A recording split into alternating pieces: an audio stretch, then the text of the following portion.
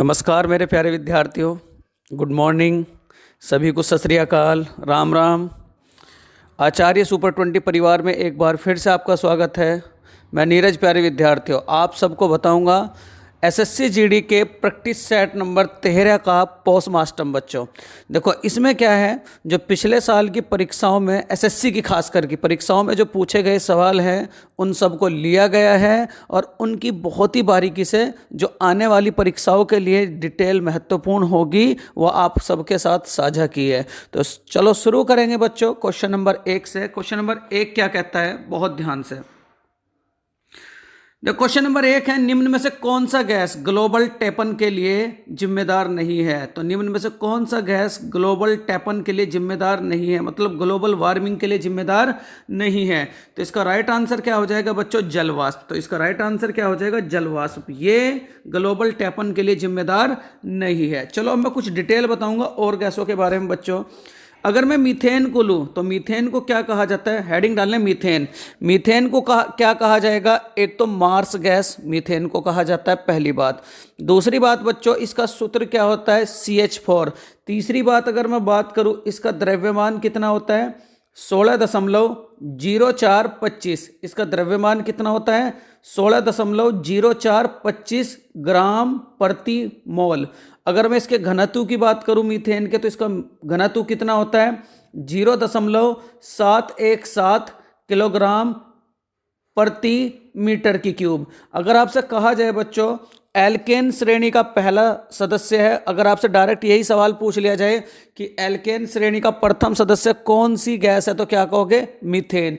और उसके बाद अगर आप इसे जलाओगे तो किस रंग के साथ प्रज्वलित होगी, तो क्या कहेंगे, नीले रंग के साथ। तो यानी कि जो लो देती है ये जलने के बाद किस रंग की देती है, नीले रंग की। इतनी बातें आप लोग मीथेन से याद रखें। और कहाँ पाई जाती है, दलदली क्षेत्रों में मीथेन गैस पाई जाती है, गोबर गैस में मीथेन गैस पाई जाती है। और उसके बाद ये डायरेक्ट सवाल पूछा गया था एसएससी जीडी में और यूपी पुलिस में भी कि दलदली क्षेत्रों में कौन सी गैस पाई जाती है, तो क्या कहेंगे, मीथेन। इतनी बातें आप लोग मीथेन से याद रखेंगे। क्या क्या बात, एक तो इसका सूत्र क्या है, CH4। द्रव्यमान क्या है, 16.0425। घनत्व कितना है, 0.717। एल्केन श्रेणी का प्रथम तत्व है और नीले रंग के साथ जलता है। ये बातें तो मीथेन से याद रखेंगे। उसके बाद अगर मैं जलवाष्प के बारे में बात करूं, हेडिंग डालने जलवाष्प। देखो जलवाष्प को साधारण रूप में क्या कहा जाता है, नमी। जलवाष्प को साधारण रूप में क्या कहोगे, नमी। उसके बाद देखो जलवाष्प जो है वो किस किस से मिलकर के बनता है, तो क्या कहेंगे, ठोस, द्रव और क्या कहेंगे, गैस। ठोस, द्रव और क्या कहेंगे, गैस। तीसरी बात, जलवाष्प का सूत्र क्या है, H2O। जलवाष्प का सूत्र क्या है, H2O। और सबसे ठंडी गैस अगर मैं बात करूं, देखो बहुत बढ़िया सवाल। अगर आपसे कहा जाए पूरे के पूरे ब्रह्मांड की सबसे ठंडी गैस कौन सी है, तो क्या कहेंगे, हीलियम। और सबसे गर्म गैस भी कौन सी है, तो याद रखोगे बच्चों, हीलियम ही है। अगर आपसे कहा जाए साइकिल के टायरों में कौन सी गैस भरी जाती है, तो क्या कहोगे, नाइट्रोजन। चिप्स में कौन सी गैस होती है बच्चों, नाइट्रोजन। रोटी में भी कौन सी गैस होती है, नाइट्रोजन। अगर आपसे कहा जाए, देखो अब तीसरी बात हो चुकी ओजोन गैस की। अगर मैं ओजोन के बारे में बात करूं, ओजोन की जो खोज हुई थी वो 1913 में हुई थी। फ्रांस के वैज्ञानिक थे फेब्री चार्ल्स, जिन्होंने इसकी खोज की थी, फेब्री चार्ल्स। इसका सूत्र क्या है बच्चों, O3।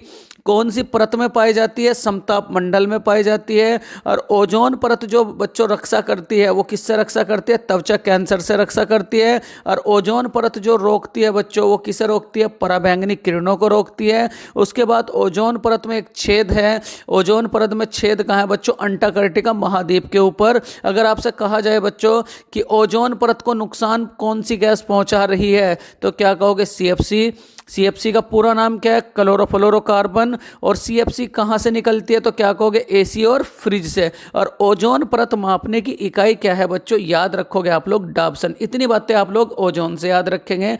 आर्गन के बारे में अगर मैं बात करूं, देखो चौथी गैस आपकी आर्गन।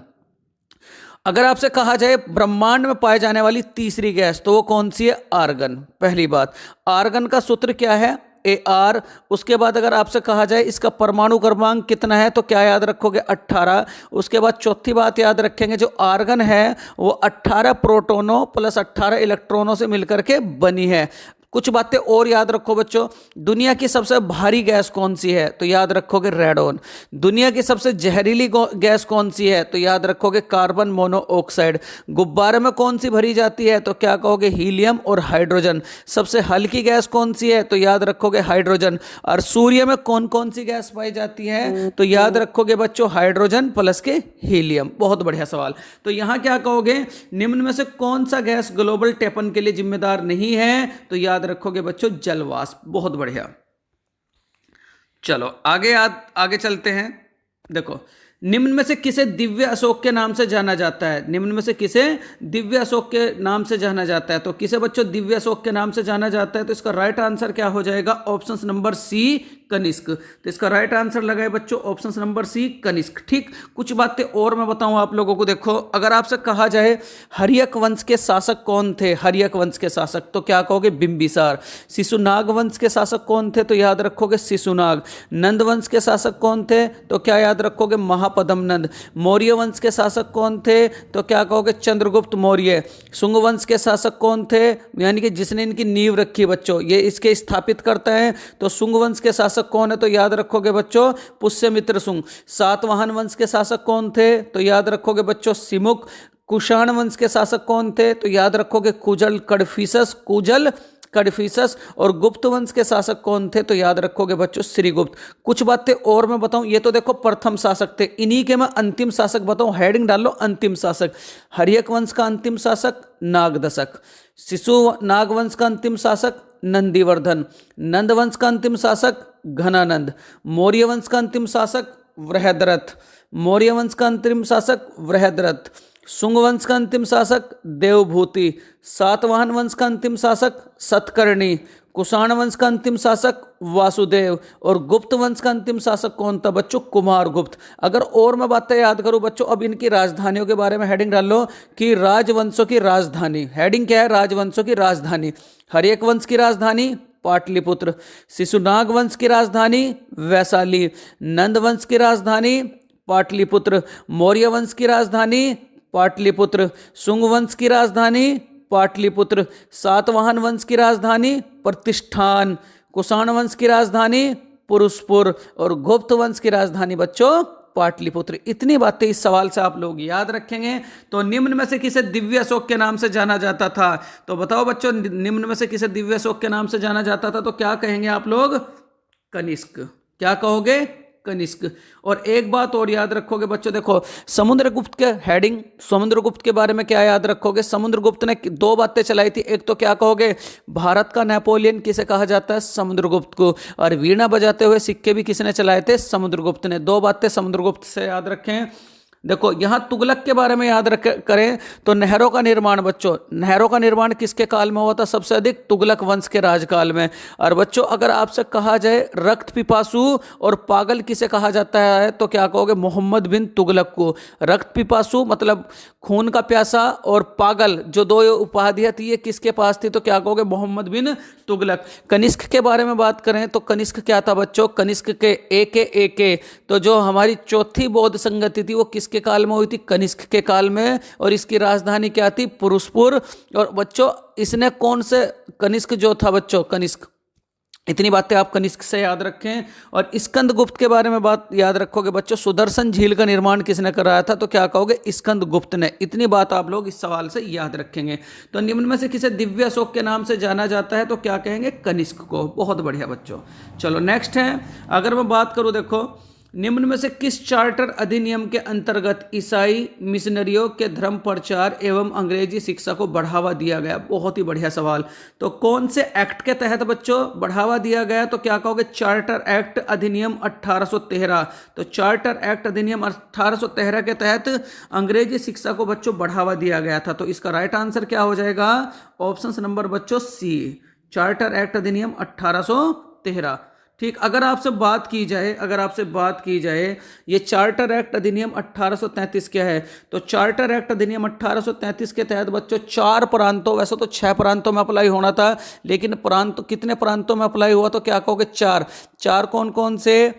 चेन्नई, उसके बाद बच्चों याद रखोगे आगरा, मद्रास और क्या याद रखोगे, मुंबई, ये 4 प्रांतों में अप्लाई हुआ। और इसी के तहत बच्चों सिविल सेवा में जो परीक्षा हुई थी, सिविल सेवा परीक्षा कौन से एक्ट के तहत हुई थी, तो क्या कहोगे, चार्टर एक्ट अधिनियम 1833 के तहत। अगर आपसे कहा जाए सिविल सेवा परीक्षा कराने वाला पहला देश, तो याद रखोगे बच्चों चीन।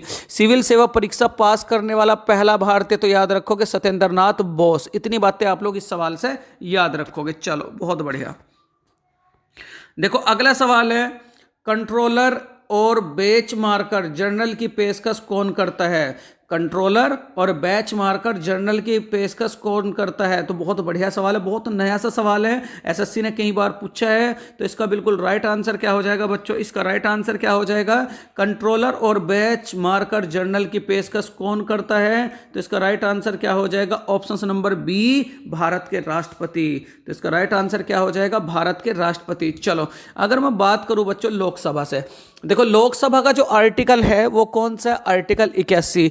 लोकसभा का सदस्य बनने के लिए आयु कितनी होनी चाहिए, 25 साल। लोकसभा का कार्यकाल कितना होता है, 5 साल। लोकसभा को क्या क्या कहा जाता है, जनता का सदन, ठीक, निम्न सदन, उसके बाद क्या कहोगे, युवाओं का सदन। उसके बाद अगर आपसे बात की जाए बच्चों, देखो जो लोकसभा है, लोकसभा में वर्तमान सीट कितनी, ये तो बहुत इंपॉर्टेंट सवाल है, 550। और लोकसभा में मैक्सिमम सीट, अधिकतम सीट कितनी बच्चों, 550। और लोकसभा के बारे में बात करूं, लोकसभा में वर्तमान में सीट, वो अधिकतम सीट है, ये वर्तमान सीट, तो याद रखोगे बच्चों 243। कितनी, 243। उसके बाद अगर आपसे कहा जाए बच्चों कि लोकसभा के जो पहले सदस्य थे वो कौन थे, जीवी मालवंकर। कौन थे, जीवी मालवंकर। अगर आपसे कहा जाए भारत के राष्ट्रपति के बारे में, तो भारत के राष्ट्रपति का आर्टिकल क्या है, तो याद रखोगे बच्चों आर्टिकल 52। आर्टिकल 52 के तहत भारत का एक राष्ट्रपति होगा। देखो कुछ महत्वपूर्ण और आर्टिकल मैं आपके साथ डिस्कस करूंगा। आर्टिकल 52 के तहत भारत का एक राष्ट्रपति होगा।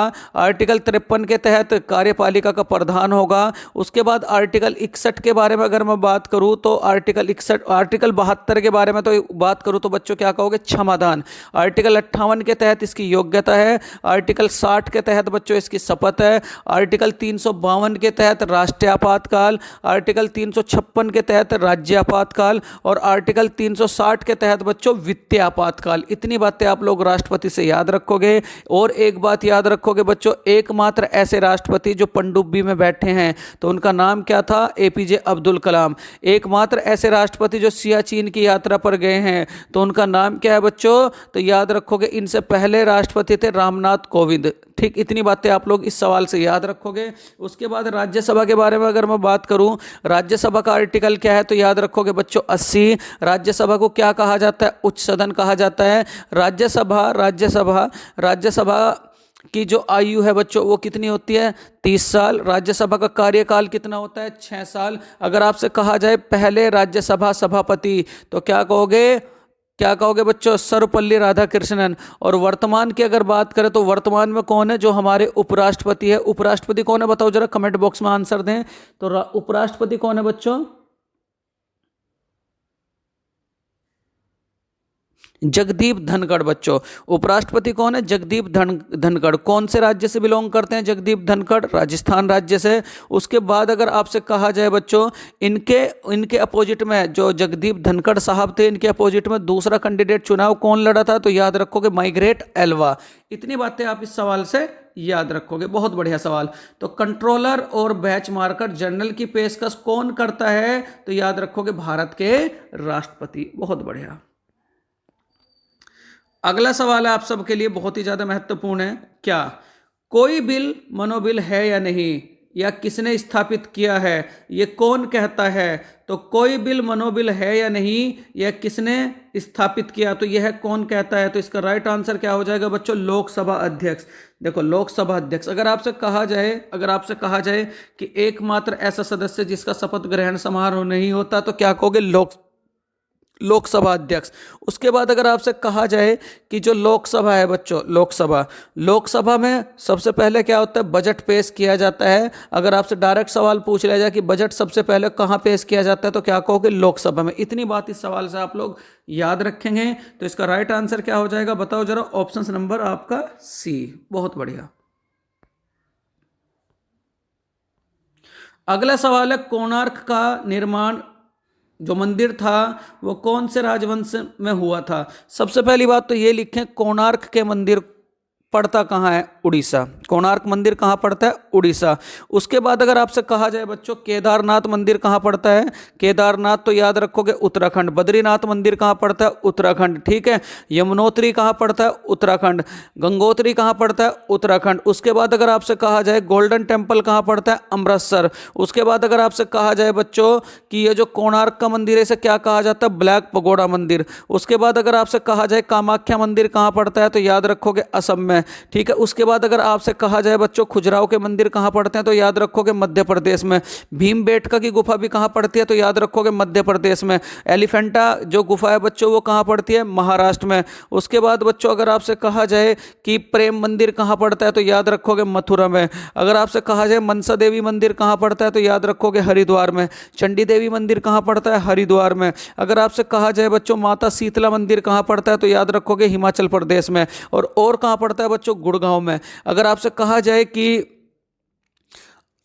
कंबोडिया का मंदिर कहाँ पड़ता है बच्चों? कंबोडिया, बहुत ही इंपॉर्टेंट है। कंबोडिया का मंदिर कहाँ पड़ता है? कंबोडिया में ही पड़ता है। बहुत ही ज़्यादा महत्वपूर्ण सवाल है। बाहर विश्व का सबसे बड़ा मंदिर कौन सा बच्चों? कंबोडिया।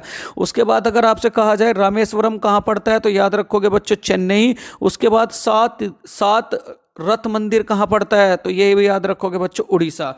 तो कोणार्क मंदिर का निर्माण कौन से राजवंश ने कराया था, तो इसका राइट आंसर क्या हो जाएगा? क्वेश्चन नंबर 6 का राइट आंसर क्या हो जाएगा? Option number first, Narsingh Dev प्रथम। नरसिंह देव प्रथम ने बच्चों। बहुत ही बढ़िया सवाल। चलो अगला सवाल क्या है आप सबके लिए, शिवाजी का जन्म कहाँ हुआ था? तो शिवाजी का जन्म कहाँ हुआ था, तो शिवाजी, सबसे पहली बात तो जो शिवाजी का जन्म था बच्चों, इनका जन्म कहाँ हुआ था? शिवनेर के किले में। तो इसका राइट आंसर क्या हो जाएगा? ऑप्शन नंबर डी, शिवनेर के किले में। बहुत ही बढ़िया सवाल।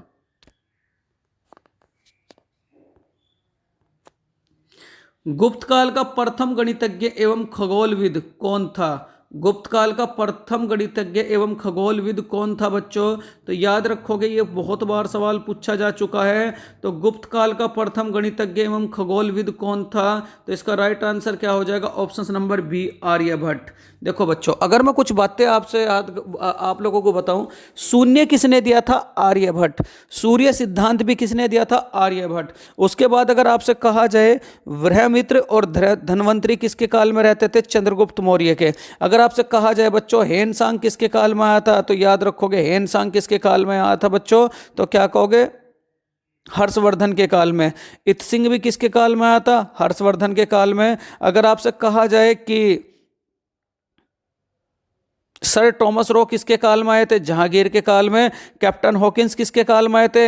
ये भी बच्चों जहांगीर के काल में आए थे। अगर आपसे कहा जाए जो फैयान था, फैयान किसके काल में आया था, तो याद रखोगे चंद्रगुप्त प्रथम के काल में। और अगर आपसे कहा जाए कि जो टोलमी था, टोलमी मेगास्थनीज किसके काल में आया था बच्चों? तो ये भी याद रखोगे चंद्रगुप्त के काल में। और मेगास्थनीज की पुस्तक का नाम क्या था? इंडिका। ये भी याद रखोगे। अर्थशास्त्र किसकी पुस्तक थी, तो याद रखोगे बच्चों विष्णुगुप्त, चाणक्य और कौटिल्य की, ये एक ही नाम है। और ये किसके काल में थे? चंद्रगुप्त के काल में थे बच्चों, चंद्रगुप्त प्रथम के काल में। और अगर आपसे कहा जाए जो अर्थशास्त्र पुस्तक थी ये किसकी थी आपकी? चाणक्य, कौटिल्य, विष्णुगुप्त की। इतनी बातें आप इस सवाल से याद रखोगे। और निकोलो मुंद्री बच्चों किसके काल में आया था, तो याद रखोगे औरंगजेब। इसे निकोलो मोंटी भी कहा जाता है। और उसके बाद आपसे कहा जाए कि मार्को पोलो किसके काल में आया था बच्चों? कयाल के काल में। मार्को पोलो कयाल के काल में। इतनी बातें आप इतिहास से याद रखेंगे। बहुत बढ़िया। चलो अगला सवाल क्या कहता है, विक्रेता बाजार उस स्थिति का घोतक है जहां क्या होता है? विक्रेता बाजार उस स्थिति का घोतक है जहां क्या होता है, तो क्या कहोगे? वस्तुकला की प्रतिस्पर्धा अधिक मांग हो। मतलब जहां वस्तुकला की प्रतिस्पर्धा की अधिक मांग हो वहां क्या होता है? विक्रेता बाजार उस स्थिति का घोतक होता है। तो इसका राइट आंसर क्या हो जाएगा? Option number B. इसे डायरेक्ट याद रखें क्योंकि कई बार पेपर में पूछा जा चुका है। सारे के सारे सवाल आप सबके लिए एसएससी के सिलेक्टेड क्वेश्चन लिए हुए हैं बच्चों। और मुझे उम्मीद है इन क्वेश्चनों को आप याद जरूर करके रखोगे। किस चीनी यात्री को वर्तमान में शाक्य मुनि और यात्रियों का राजकुमार कहा गया? तो कौन से यात्री को कौन से यात्रियों को बच्चों बताओ जरा, कौन से यात्री को वर्तमान में शाक्य मुनि और यात्रियों का राजकुमार कहा गया? तो इसका बिल्कुल राइट आंसर क्या हो जाएगा? Option number C, Hiuen Tsang. और हेनसांग किसके काल में आया था? पहले तो फैयान किसके काल में आया था? चंद्रगुप्त प्रथम। ठीक, उसके बाद इत्सिंग किसके काल में आया था? तो याद रखोगे बच्चों हेनसांग। और वो हर्षवर्धन के काल में। इत्सिंग किसके काल में आया था? हर्षवर्धन। और हेनसांग भी किसके काल में आया था? तो याद रखोगे बच्चों हर्षवर्धन। ठीक है, इतनी बातें आप लोग याद रखोगे, बहुत बढ़िया। देखो क्वेश्चन नंबर 11 है आप सबके लिए। क्वेश्चन नंबर 11 क्या कहता है? किस नदी के तट पर चालुक्य शासक पुलकेशिन द्वितीय ने किस नदी को पराजित किया था? ठीक है, बहुत बढ़िया सवाल। ये सवाल में थोड़ा सा मिस्टेक हो गई है बच्चों। किस नदी के तट पर चालुक्य शासक पुलकेशिन द्वितीय ने किसे पराजित किया था? तो वो कौन सी नदी थी? तो याद रखोगे बच्चों इसका राइट आंसर क्या हो जाएगा? ऑप्शन नंबर ए, डेनमार्क नदी। ठीक है, अगर आपसे कहा जाए ये गोदावरी नदी कहाँ बहती है तो क्या कहोगे? महाराष्ट्र। ताप्ती नदी कहाँ बहती है बच्चों? तो क्या कहोगे? नर्मदा और ताप्ती, एमपी और गुजरात। और बच्चों पश्चिम की ओर बहने वाली दो नदियों के नाम क्या क्या है? तो क्या कहोगे? नर्मदा और ताप्ती। और महानदी कहाँ बहती है बच्चों? तो क्या कहोगे? उड़ीसा। और उड़ीसा का शोक भी किसे कहा जाता है? महानदी को। और उड़ीसा पे ही बच्चों एक बांध है, कौन सा बांध? हीराकुंड बांध। इतनी बातें इस सवाल से आप लोग याद रखोगे। बहुत बढ़िया सवाल था आप सबके लिए, क्योंकि जो एक्स्ट्रा फैक्ट बता रहा हूं ना बच्चों, ये बहुत ज्यादा महत्वपूर्ण है, तो इन्हें कॉपियों में जरूर लिखते रहें। ठीक है, निम्न में से कौन से राष्ट्रपति पूर्व गृह मंत्री थे? बहुत बढ़िया सवाल। निम्न में से कौन से राष्ट्रपति पूर्व केंद्रीय गृह मंत्री थे? तो इसका राइट आंसर क्या हो जाएगा? इसका राइट आंसर क्या हो जाएगा? ऑप्शन नंबर बी, ज्ञानी जैल सिंह। तो इसका राइट आंसर क्या हो जाएगा? ज्ञानी जैल सिंह। और बच्चों वीटो पावर का इस्तेमाल करने वाला पहले राष्ट्रपति कौन थे? वो भी यही थे, ज्ञानी जैल सिंह। ठीक, इतनी बातें आप लोग इस सवाल से याद रखेंगे। चलो बहुत बढ़िया। अगला सवाल क्या है? समुद्र तटीय एवं स्थल खंड के बीच विकसित होने वाले लैगून को क्या कहा जाता है? बहुत बेहतरीन सवाल। तो समुद्र तटीय एवं स्थल खंड के बीच विकसित होने वाले लैगून को क्या कहा जाता है? तो याद रखोगे उसे क्या कहा जाता है? Boat channel. देखो अभी तक ऐसा सवाल नहीं मिला था, बिल्कुल नया सवाल है। तो समुद्र तटीय एवं स्थल खंड के बीच विकसित होने वाले लैगून को क्या कहा जाता है? तो क्या कहेंगे? Boat channel. चलो अगला सवाल। अगला सवाल क्या है? विश्व की सबसे बड़ी प्रवाल भित्ति ग्रेट बैरियर रीफ कहाँ स्थित है? तो ग्रेट बैरियर रीफ कहाँ स्थित है बच्चों? ऑस्ट्रेलिया के तटों पर। अगर आपसे कहा जाए कि ये जो प्रवाल भित्ति ग्रेट बैरियर रीफ है ये कौन से महासागर में मिलती है? तो क्या कहोगे? प्रशांत महासागर में। अगर आपसे कहा जाए दुनिया का सबसे बड़ा महासागर, सबसे गहरा महासागर, तो वो कौन सा? प्रशांत महासागर। इसका क्षेत्रफल कितना होता है? 1657 23 740 23 वर्ग किलोमीटर। और इसी में क्या पाया जाता है बच्चों? Great barrier reef. और ग्रेट बैरियर रीफ कहाँ पाया जाता है? ऑस्ट्रेलिया के पूर्वी तटों पर। इतनी बात आप लोग याद रखोगे। सुंडागर्त कहाँ पाई जाती है? हिंद महासागर में। सुंडागर्त कहाँ पाई जाती है? हिंद महासागर में। ठीक, इतनी बातें भी आप लोग याद रखोगे। उसके बाद अगर आपसे कहा जाए एस आकार का सागर कौन सा? एस आकार का, तो याद रखोगे अंटार्कटिका। और उसके बाद अंध महासागर भी किसे कहा जाता है? तो क्या कहोगे? अटलांटिक महासागर को। ठीक है, किसे कहा जाता है? अटलांटिक महासागर को। एस आकार का महासागर कौन सा? अंटार्कटिका नहीं बच्चों, अटलांटिक महासागर ही है। और अंधा महासागर किसे कहा जाता है? तो ये भी क्या याद रखोगे? अटलांटिका महासागर को। तो विश्व की सबसे बड़ी प्रवाल भित्ति ग्रेट बैरियर रीफ कहाँ स्थित है? तो याद रखोगे ऑस्ट्रेलिया के पूर्वी तटों पर। और यहां क्या पाया जाता है? तो क्या कहोगे? मूंगे की दीवार। और मूंगे की दीवार में कौन सी धातु या कौन सा तत्व पाया जाता है? तो याद रखोगे कैल्शियम कार्बोनेट। कौन सा? Calcium carbonate. बहुत बढ़िया सवाल। चलो अगले सवाल की अगर मैं बात करूं, विश्व की सबसे बड़ी प्रवाल भित्ति कहां स्थित है? देखो ये रिपीट क्वेश्चन हो चुका है, ऑस्ट्रेलिया के पूर्वी तटों पर। चलो क्वेश्चन 15 है, यूटोपिया किसकी रचना है? यूटोपिया किसकी रचना है? तो इसका राइट आंसर क्या हो जाएगा? ऑप्शन नंबर ए, टॉमर मूर की। यूटोपिया एक पुस्तक है जो किसकी रचना है? तो याद रखोगे टॉमस मूर की। अगर आपसे कहा जाए बच्चों इंडिया डिवाइडेंड, इंडिया डिवाइडेंस किसकी रचना थी? तो याद रखोगे राजेंद्र प्रसाद की। अगर आपसे कहा जाए माई एक्सपेरिमेंट विद ट्रूथ, मतलब सत्य के साथ मेरे प्रयोग, ये किसकी रचना थी? महात्मा गांधी की। अगर आपसे कहा जाए बच्चों ए thought of Pakistan, A thought of Pakistan, ये किसकी रचना थी? तो याद रखोगे बच्चों ये किसकी रचना थी? डॉक्टर भीमराव अंबेडकर की। उसके बाद अगर आपसे कहा जाए गोल पुस्तक, गोल पुस्तक किसकी रचना थी? तो याद रखोगे मेजर ध्यानचंद की। अगर आपसे कहा जाए बच्चों कि इंडिका पुस्तक किसकी रचना थी? तो याद रखोगे मेगास्थनीज की। ये 5 पुस्तक ऐसी हैं जो पेपर में पूछी जाती हैं। हरिजन पत्रिका किसकी थी? तो क्या याद रखोगे बच्चों? महात्मा गांधी की। और महात्मा गांधी ने अफ्रीका में 2 आश्रम बनाए थे। एक आश्रम का नाम क्या था बच्चों? फिनिक्स आश्रम। फिनिक्स आश्रम कहाँ बसाया गया? तो याद रखोगे आप लोग डरबन। और टोल्स्टॉय आश्रम कहाँ बसाया गया? तो याद रखोगे बच्चों आपका जोहान्सबर्ग। अगर आपसे कहा जाए महात्मा गांधी अफ्रीका कब गए? तो कब गए? तो 1893 में। महात्मा गांधी 1893 में अफ्रीका गए थे। और आपका जो एनी बेसेंट है बच्चों, एनी बेसेंट भारत में आई थी 1893 में। महात्मा गांधी गए और एनी बेसेंट भारत आई थी। इतनी बात आप लोग इस सवाल से याद रखेंगे। उसके बाद अगर आपसे कहा जाए महात्मा गांधी अफ्रीका कितने साल रुके थे? तो याद रखोगे कितने? 21 साल। ये डायरेक्ट एसएससी ने पूछा गया सवाल है। तो यूटोपिया किसकी रचना है? तो क्या याद रखोगे? टॉमस मूर की। बहुत बढ़िया।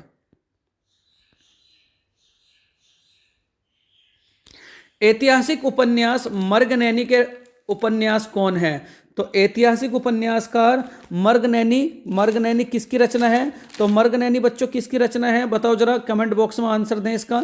तो मर्गनैनी किसकी रचना है? तो बताओ जरा किसकी रचना थी? तो याद रखोगे बच्चों क्वेश्चन नंबर 16 का राइट आंसर क्या हो जाएगा? Option number A Vrindalal Verma. तो इसका राइट आंसर क्या हो जाएगा? Option number A Vrindalal Verma. चलो अगला सवाल क्या कहता है आप सबके लिए? निम्न में से स्कॉर्पियो का निर्माण कहाँ होता है? बहुत बढ़िया सवाल। निम्न में से स्कॉर्पियो का निर्माण कहाँ होता है? तो क्या कहोगे? विश्वासन में। एक मनुष्य का भाग या आप पुष्प का भाग कह सकते हो। तो निम्न में से स्कॉर्पियो का निर्माण कहाँ होता है? तो क्या कहोगे? विश्वासन में। तो इसका राइट आंसर क्या हो जाएगा? Option number C. बहुत बढ़िया। चलो आगे चलते हैं। कैंसर के विशेषज्ञ की जांच के लिए किया जाता है कौन सा टेस्ट किया जाता है बच्चों? कैंसर की जांच के लिए कौन सा टेस्ट किया जाता है? बहुत बढ़िया सवाल है आप सबके लिए। कैंसर दिवस कब मनाया जाता है? कमेंट बॉक्स में लिखें जरा। 4 फरवरी को मनाया जाता है बच्चों। तो कैंसर के विशेषज्ञ की जांच के लिए किया जाता है। तो कैंसर के विशेषज्ञ की जांच के लिए कौन सा टेस्ट किया जाता है बच्चों? ELISA test. तो नहीं कहा जाओगे तो क्या कहोगे? बायोप्सी। तो कैंसर के उपचार के लिए कौन सा टेस्ट करेंगे? तो क्या कहोगे? बायोप्सी टेस्ट किया जाता है। और हृदय की जांच के लिए कौन सा टेस्ट किया जाता है? तो क्या कहोगे? कार्डियोलॉजी। कौन सा? कार्डियोलॉजी। अगला सवाल है राष्ट्रीय पर्यटन दिवस कब मनाया जाता है? तो राष्ट्रीय पर्यटन दिवस, सबसे पहली बात तो देखो, मैं अगर कुछ दिवस की बात करूं, अगर आपसे कहा जाए कि 4 फरवरी को कौन सा दिवस मनाया जाता है? तो क्या कहोगे? कैंसर दिवस। 25 जनवरी को कौन सा दिवस मनाया जाता है? पर्यटन दिवस। और क्या कहोगे? मतदाता दिवस। अगर आपसे कहा जाए कि 22 मार्च को कौन सा दिवस मनाया जाता है? तो याद रखोगे बच्चों जल दिवस। 22 अप्रैल को कौन सा दिवस मनाया जाता है? पृथ्वी दिवस। अगर आपसे कहा जाए 22 मई को कौन सा दिवस मनाया जाता है? तो क्या कहोगे? जैव विविधता दिवस। अगर आपसे कहा जाए 5 जून को कौन सा दिवस मनाया जाता है? पर्यावरण दिवस। 21 जून को कौन सा दिवस मनाया जाता है? योग दिवस। 26 जुलाई को कौन सा दिवस मनाया जाता है? करगिल दिवस। 14 सितंबर को कौन सा दिवस मनाया जाता है? हिंदी दिवस। और अगर आपसे कहा जाए कि नोबल दिवस कौन से दिन मनाया जाता है? नोबल दिवस। तो क्या कहोगे? 8 अक्टूबर को। अगर आपसे कहा जाए 26 संविधान दिवस कौन सा दिन मनाया जाता है? तो याद रखोगे 26 नवंबर को। विश्व मधुमेह दिवस कौन से दिन मनाया जाता है? तो याद रखोगे बच्चों 14 नवंबर को। ठीक। अगर आपसे कहा जाए कि चिल्ड्रन दिवस कौन से दिन मनाया जाता है? तो याद रखोगे बच्चों 14 नवंबर को। बहुत बढ़िया। इतनी बातें आप इस सवाल से याद रखेंगे। चलो अगला सवाल है पोलो खेल का वोग भारत के किस राज्य में हुआ? तो पोलो खेल का वोग भारत के किस राज्य में हुआ? तो इसका राइट आंसर क्या हो जाएगा बच्चों? Option number B. कहां हुआ पोलो खेल का वोग भारत के किस राज्य में हुआ? तो याद रखोगे आप लोग ऑप्शन नंबर बच्चों सी। तो इसका राइट आंसर क्या हो जाएगा? ऑप्शन नंबर सी।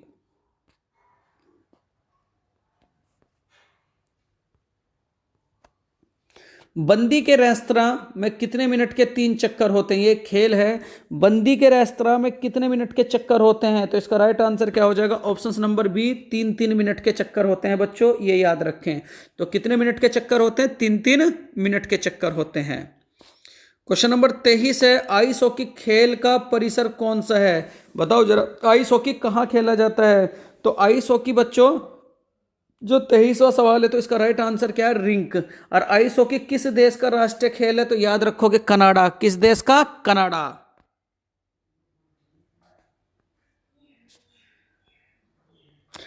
क्वेश्चन नंबर 24 है, प्रोटेस्टेंट आंदोलन की शुरुआत कहां से हुई थी? तो प्रोटेस्टेंट आंदोलन की शुरुआत किसने की थी? तो याद रखोगे बच्चों, फ्रांस की क्रांति से शुरुआत हुई थी। और उसके बाद इसका राइट आंसर क्या हो जाएगा? ऑप्शन नंबर ए, मार्टिन लूथर ने इसकी शुरुआत की थी। तो इसका राइट आंसर क्या हो जाएगा? ऑप्शन नंबर ए। अगला सवाल है, इंडियन इंडिपेंडेंस लीग की स्थापना किसने की? बहुत ही बढ़िया सवाल। तो इंडियन इंडिपेंडेंस लीग की स्थापना किसने की थी? तो इसका राइट आंसर क्या हो जाएगा? रास बिहारी बोस। तो इसका राइट आंसर क्या हो जाएगा बच्चों? रास Bihari Bose. Option number D. देखो बच्चों, ये थे आप सबके लिए एसएससी जीडी के पिछले साल की परीक्षाओं में पूछे गए बहुत ही महत्वपूर्ण सवाल, और कुछ अन्य फैक्ट के जानकारी भी मैं आप सबको दी है। इन्हें कॉपी में जरूर लिखें, अपने नोट्स जरूर तैयार करें, क्योंकि आने वाली परीक्षा जो है बच्चों, ये एसएससी जीडी की, यहाँ से आपके बहुत ही ज़्यादा क्वेश्चंस लगेंगे। तो इन्हें का बिल्कुल बार बार रिवीजन करते रहें। और बच्चों, 1 या 2 दिन में मैं आप सबके सामने लाइव आऊँगा। दूसरी बात बच्चों, आपको एक करंट की वीडियो भी संडे में प्रोवाइड कराऊंगा, बिल्कुल, जो सन 2023 का निचोड़ होगा बच्चों, जिससे कि आने वाली परीक्षाओं में बस आप उस वीडियो को देख करके जाएं, कॉपी में लिख करके जाएं, और आपसे करंट का वहां से सवाल जरूर लगेगा ही लगेगा। तो अगर मेरे प्यारे विद्यार्थियों, अगेन अगर ये वीडियो आप लोगों को अच्छा लगा हो, तो प्यारे विद्यार्थियों, हाथ जोड़ करके निवेदन है, इस चैनल को ज़्यादा से ज़्यादा लाइक कराएं, और बच्चों इस चैनल को ज़्यादा से ज़्यादा शेयर करें, क्योंकि आचार्य सुपर 20 आपका अपना परिवार है। और बच्चों, खूब मेहनत करें और इस बार सिलेक्शन लेकर के अपने गुरुजनों और अपने माँ बाप का नाम रोशन करें। आपके फ्यूचर के लिए बच्चों, आचार्य सुपर 20 परिवार की ओर से ऑल द बेस्ट। और खूब मेहनत करें, खूब इंजॉय करें। ठीक, ऐसे नहीं कि पढ़ाई को बिल्कुल बर्डन के तौर पर लेकर के चले, लेकिन पढ़ाई करें तो मन से करें। ठीक है, ऑल द बेस्ट बच्चों। अगर ये वीडियो आप लोगों को अच्छी लगी तो प्लीज़ इस वीडियो को लाइक करें, शेयर करें, सब्सक्राइब करें। Thank you for watching this video मेरे प्यारे विद्यार्थियों। जय हिंद, नमस्कार।